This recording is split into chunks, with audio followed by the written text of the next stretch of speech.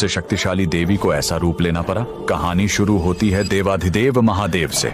पुराणों के अनुसार जब शिव जी अपने सबसे भयंकर रौद्र रूप में थे तो उनके क्रोध और तीसरे नेत्र की गर्मी से पूरा ब्रह्मांड जलने लगा था। उसी क्रोध की अग्नि से उनके माथे से ऊर्जा की एक बूंद जमीन पर गिरी, जिसे शिव का पसीना कहा गया। और क्योंकि वह बूंद सिर्फ क्रोध और भयंकर गर्मी से बनी थी, इसलिए धरती पर गिरते ही उससे एक ऐसे खूंखार राक्षस का जन्म हुआ जिसके अंदर ब्रह्मांड की सारी बीमारियां और बुखार भरा हुआ था। ज्वरासुर। शिव का अंश होने के कारण देवताओं के बड़े बड़े अस्त्र शस्त्र भी इस राक्षस पर बेअसर थे। अपनी राक्षसी शक्तियों के घमंड में आकर उसने पूरी दुनिया में चेचक और जानलेवा बुखार जैसी महामारियां फैला दी। धरती सचमुच आग की तरह जलने लगी। हर गांव, हर घर में मासूम बच्चे इस भयंकर बीमारी और गर्मी से तड़प तड़प कर जान देने लगे। चारों तरफ हाहाकार मच गया। तब अपने भक्तों की ये चीख पुकार और उस बेबस माँ के आंसू देखकर साक्षात देवी आदि शक्ति का हृदय कांप उठा।